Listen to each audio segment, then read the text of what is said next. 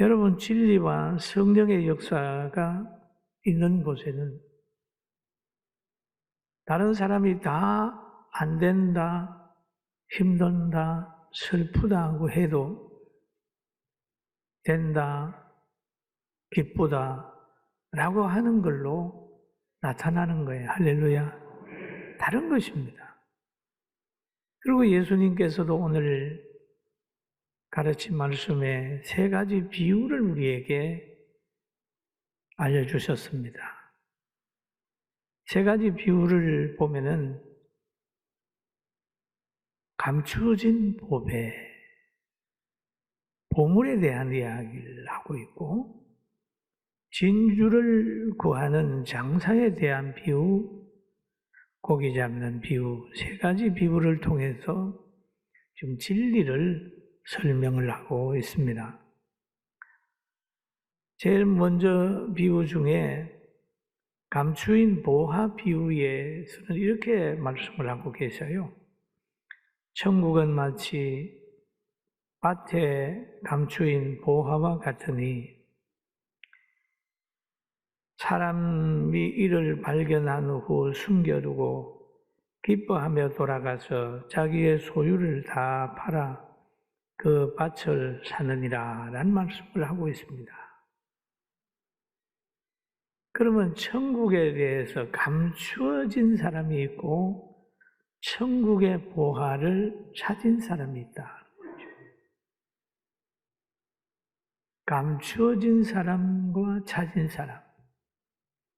예를 들어서 알라스카에 강물자원, 지하자원이 많은 것이 감추어진 사람, 모르는 사람과 그 자원을 아는 사람의 차이가 있잖아요. 모르는 사람은 그냥 헐값에 팔고 아는 사람은 사는 거예요. 여기에서 보면 감추인 보화, 천국인 보화는 여기 보니까 감추인 보화라. 모두에게 다 드러난 보화가 아니고 감추인 보화라. 모두에게 다 보여지지 않습니다. 여러분, 구원이 모두에게 다 알려졌나요? 아니요, 안 알려졌어요. 학교에서 예수님에 대한 진리 배웁니까? 안 배웁니다. 다 덮여있고 감추인 거예요. 구원이 감추어져 있고 천국이 감추어져 있고 상급이 감추어져 있고 다 감추어져 있어요. 누가만 아느냐? 보화를 발견한 사람만 아는 거예요. 근데 이 사람은 숨겨두고 기뻐하며 돌아가서 이 밭을 갈다가 보화를 만나고 찾게 되니까 가서 감추어주고 자기 가가지고 땅을 다 자기 소유를 팔아서 그 밭을 사는 거예요. 사는 겁니다. 왜? 알기 때문에. 거기에 보화가 있는 걸 알기 때문에 자기 걸 다 팔아서 그걸 사는 거예요. 그런 것처럼 우리가 예수님을 믿다가요, 성령을 받고 하나님의 신비함을 체험하게 되면 사람이 달라져요. 아, 내가 충성해야 되겠다. 내가 직분자가 돼서 헌신해야 되겠다. 목사가 돼서 인생을 드려야 되겠다. 라고 하는 것으로 바꾸어집니다. 성경 속에 바울 사도가 그런 사람입니다. 예수님을 박해하고 예수님을 만나기 전에는 대제사장과 장로들의 시기심이 발동해가지고 그들이 아는 대로 알고 그들의 의도대로 예수님의 제자를 박해했습니다. 예수님도 박해하고. 그러나 예수님을 만나서 성령 안에서 천국의 보화를 찾은 거예요. 예수님의 소중함을 알고 난 후에 그는 자기의 전 인생을 그 일에 바쳤어요. 친구도 자기가 알고 있는 모든 학문도 배설물로 여기면서 돌아서서 예수님을 전했습니다. 전했어요. 예수님을 전하다가 매도 맞고 갇히기도 했어요. 그러나 그는 중단하지 않고 끝까지 예수님 전하고 마지막에 순교의 제물이 됐습니다. 그럴 때 그는 이런 말을 남겼지요. 나는 선한 싸움을 싸우고 나의 달려갈 길을 마치고. 여러분, 예수 그리스도를 따라가는 길, 전하는 모든 사역에는 싸움이라는 거예요. 선한 싸움을 싸우고. 싸움에는 이겨야 되지 않겠어요? 이겨야 되잖아요. 우리는 지금 영적 전쟁터에서 살고 있습니다. 그래서 바울이 말하기를 선한 싸움을 싸우고 나의 달려갈 길을 마치고 믿음을 지켰으니 그러면서 거기에 대한 보상으로 면류관이 있는 걸 알고 면류관소로 간다 라고 하면서 그의 인생을 정리하는 모습을 우리는 성경 속에서 찾습니다. 사랑하는 성도 여러분, 열심히 하는 것보다 중요한 것은 열심히 할 수 있는 동력을 가져야 됩니다. 그 동력은 예수 안에서 보화를 찾아야 돼요. 할렐루야. 보화를 찾아야 돼요. 보화를 찾으면 누가 하지 말라 그래도 열심히 하게 되는 겁니다. 그리고 두 번째 비유 중에 보면 천국은 좋은 진주를 구하는 장사와 같다라고 하는 비유를 예수님이 하셨어요.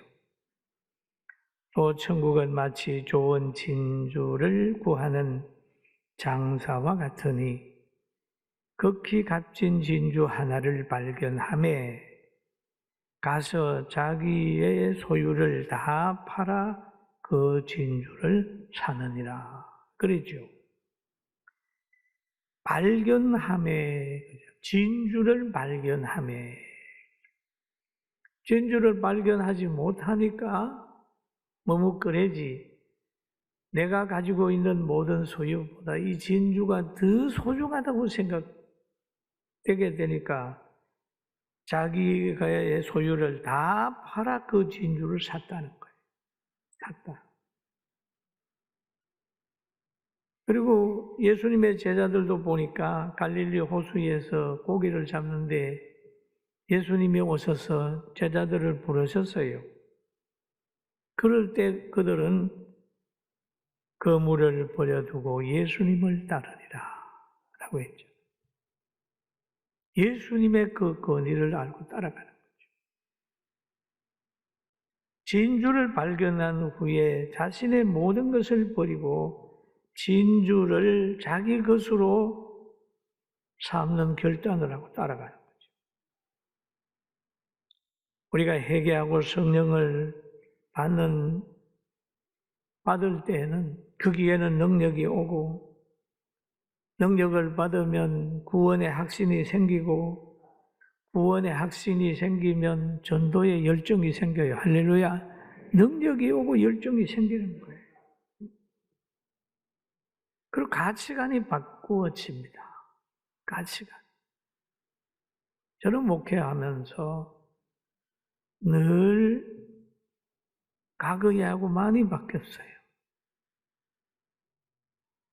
어린 아이들이나 성도들을 보니까 보배로 보입니다. 진주로 보여요.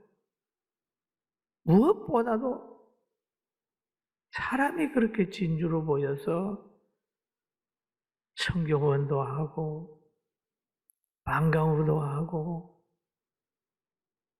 노인들도 돌아보고 하는 건 그 영혼들 자체가 너무 소중해요. 이 건물보다도 여러분 한 분 한 분이 더 소중한 거예요. 이게 하나님이 주는 가치관이거든요. 그러니까 그들을 이 영혼을 얻기 위해서 복지도 하고 영혼을 얻기 위해서 거룩하게 하기 위해서 교육도 하고 막 하는 거죠. 이게 주님이 주신 마음이라 그렇게 생각을 합니다. 진주. 그 진주를 구하는 행인 줄로 알 때 그 모든 사역의 피곤함이나 중단할 수가 없다. 이런 거죠. 사랑하는 성도 여러분. 여러분은 지금 무엇을 찾고 무엇을 위해 헌신하고 있나요? 우리가 하나님의 말씀에 붙들리게 되면 나라를 바라보면 제사장의 나라가 돼야 된다라는 생각을 하지요. 나라가 부강해지고 잘 되면 전 세계에 선교사를 보내고 하나님이 서는 나라가 돼야 된다. 이렇게 생각을 하면 그 나라는 안전한 나라지만 예수 없이 사람 생명 아끼지 아니하고 물욕에 가득 차고 명예욕에 가득 찬 사람이 권력이나 돈을 가지면 사람의 생명을 우습게 알고 전쟁을 일으키게 되는 겁니다. 여러분 축복을 받아도 예수님 안에서 받게 되길 주의 이름으로 축원합니다. 축원합니다. 그리고 예수님을 깨닫고 진주를 발견하고 복을 받으면 그 복이 하나님께 영광이 돌아가는데 깨닫지 못하고 복을 받으면 타락의 씨가 되고 교만의 씨가 되고 전쟁의 씨가 되고 가정 파괴의 씨가 될 수 있어요. 여러분 진주를 예수님 안에 있는 진주를 발견하게 되길 주의 이름으로 축원합니다. 아멘. 성경에 보면은 부자 청년이 있습니다. 부자 청년이 있는데 부자 청년을 보니까 이 청년이 돈이 많다는 것은 부모를 잘 만났다는 거잖아요. 그래서 그리고 여기에 보면 이 청년은 어려서부터 하나님의 말씀을 지켰습니다 한 걸 보면 부모님이 철저하게 신앙교육을 한 것으로 보입니다. 바리새인이 아닌가 싶어요. 그런데 늘 마음에 허전함이 있었던지 구원에 대한 갈망이 있었습니다. 영생에 대한 갈망이 있어서 예수님께 나와서 질문을 했어요. 그 예수님이 율법을 아느냐라고 했을 때 지켰느냐 이런 물어보았을 때 예, 어려서부터 했습니다 라고 할 때 주님이 이 청년에게 하늘의 보화를 주고 싶은 생각이 있었습니다. 하늘의 보화를. 그래가지고 예수님께서 그를 향하여 말합니다. 내가 온전하고자 할진대 가서 내 소유를 팔아 가난한 자들에게 주라. 그리하면 하늘의 보화가 내게 있으리라. 할렐루야. 하늘의 보화를 주려고 하시는 거예요. 그래서 너가 그 가지고 있는 거 팔아서 가난한 사람에게 줘. 그럼 내가 하늘의 보화를 너에게 줄게. 부자가 가지고 있는 것은 임시성입니다. 여러분, 아무리 부자라도요, 그 부를 가지고 영원히 살 수 없잖아요. 다 버리고 가는 거예요. 그러니까 가난한 사람에게 주라. 구제하라. 그렇게 얘기하죠. 그 하늘의 보화가 내게 있으리라. 그런데 이 부자 청년은 하늘의 보화보다는 자기가 가진 땅의 보화에 더 관심이 있었어요. 그래서 그 물질 때문에 근심하면서 예수님의 물 떠났다라고 하는 내용이 기록이 되어 있습니다. 성경에 보면 그 청년이 재물이 많음으로 이 말을 듣고 근심하며 가니라. 우리가 신앙생활 하려고 하다가 보면 자기를 부인하지 못해서 자기가 가지고 있는 옛 생활에 안 좋은 습관을 버리지 못해서 신앙생활은 하고 싶은데 그냥 왔다가 이 부자 청년처럼 떠나는 거예요. 여러분, 물질만이 부자를 얘기하는 건 아닙니다. 자기의 개성도 부자처럼 될 수 있어요. 자기 개성, 자기의 지식, 자기의 배경, 이런 가지가 부자 떠나는 이유가 되는 거예요. 물질만의 얘기가 아닙니다. 사랑하는 성도 여러분, 하나님이 부를 때 하늘의 보화를 생각하게 되길 주의 이름으로 축원합니다. 아멘. 바울 사도가 하늘의 보화를 생각했기 때문에 그 청춘을 그게 다 바치고 순교했습니다. 그 순교자들 보면은 하늘의 보화를 깨달은 분들이 그렇게 됐습니다. 무엇보다도 보화를 깨닫고 진주를 잘 깨달아서 정말 그 진주의 가치를 다시 한번 깨닫고 쟁취하는, 선택하는 지혜와 분별력이 있기를 주의 이름으로 축원합니다. 그리고 오늘 세 번째 비유 속에 나타난 걸 보면 또 천국은 마치 바다에 치고 각종 물고기를 모으는 그물과 같으니 그렇게 얘기를 합니다. 여러분, 고기가 그물에 잡히는 것은 자기의 의도가 아니잖아요. 잡는 사람에 의해서 재수 없이 걸린 거 아니에요. 그렇잖아요. 우리가 예수 믿는 것도 어떤 사람 그러잖아요. 예수 믿는 동기가 있나요?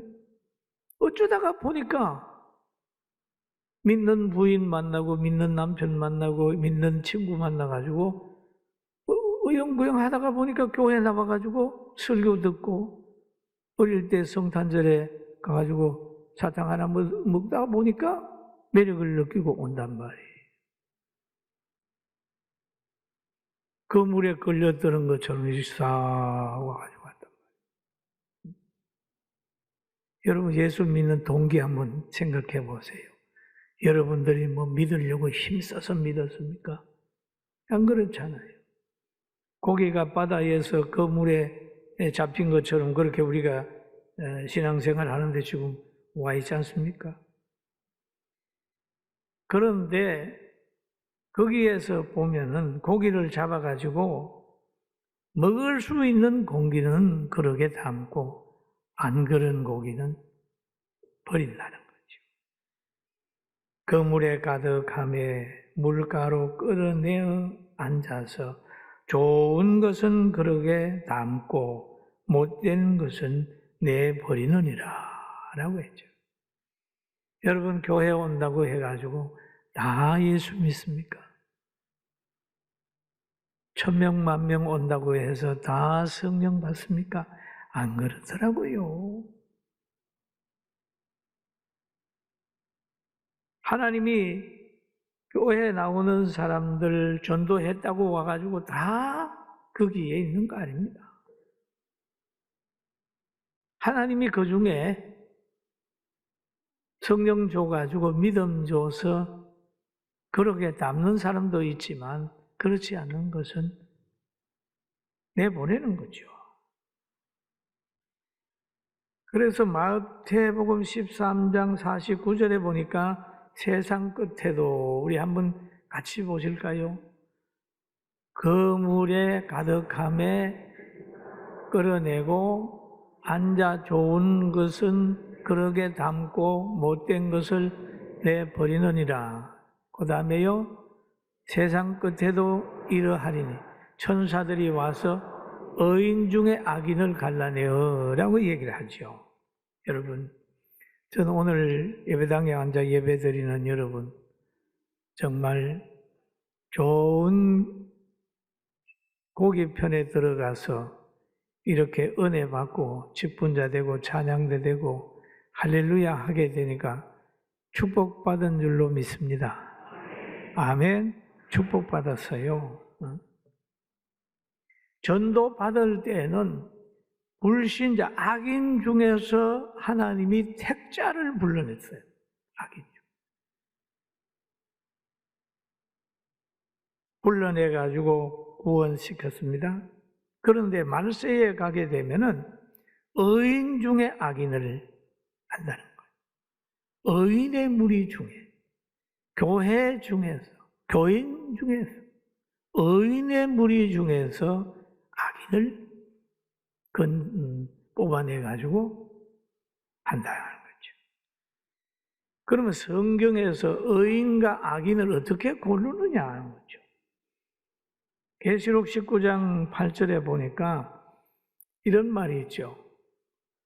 그들에게 빛나고 깨끗한 세마포 옷을 입도록 허락하였으니 이 세마포 옷은 성도들의 옳은 행실이로다 하더라.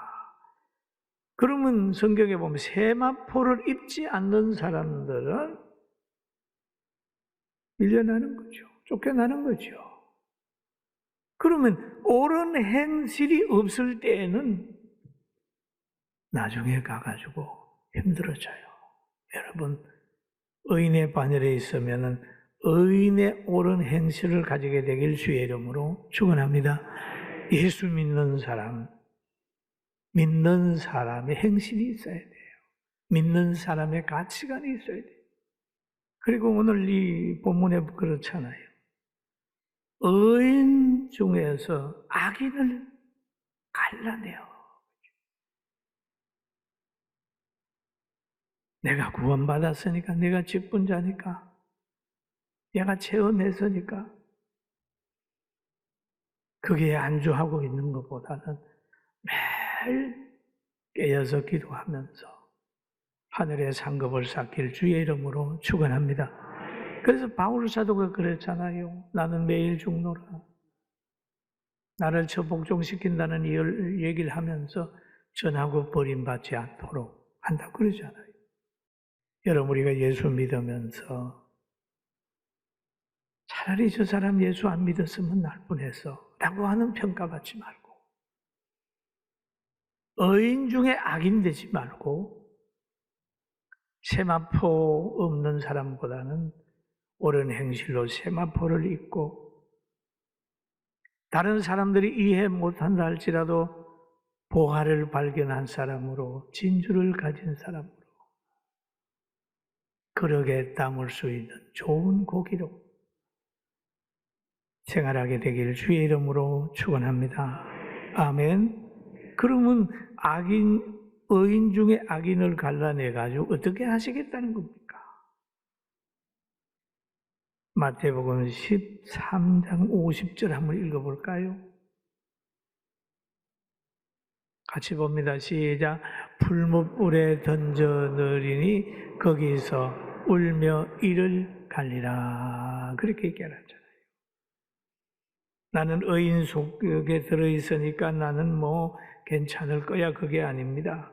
때로는 이런 심판이라고 하는 것이 찾아옵니다. 회개하지 않고 교회 속에서, 교인 속에서 악인 운동하는 것은 얼마나 슬픈가 하는 것은 나중에 하나님이 다 알고 계시기 때문에, 또 의인 운동하는 거 얼마나 고통당하고 힘들어도 하나님이 아세요. 왜? 그에게는 하나님의 특별하신 은총과 위로가 있기 때문입니다. 할렐루야. 그런 거예요. 이제 우리 교회는 오늘부터 더 열심히 기도하고 회개하여 성령 받고 성령의 능력을 힘입어서 분별의 영을 가지고 이 세상을 이겨나가게 되기를 주의 이름으로 축원합니다. 신앙생활하는 것이 기쁘고 즐거운, 이 기쁘고 즐거운 일은 아무도 몰라요. 왜? 자기 밭에 보화를 친 거 모르는 사람은 모르는 거예요. 그러나 보화를 발견한 사람은 전 재산을 들여서 그 밭을 사도요, 기쁘고 즐거운 것. 그러나 보화를 가지고 있는 걸 팔아버린 사람은 나중에 가면 어떻게 될까요?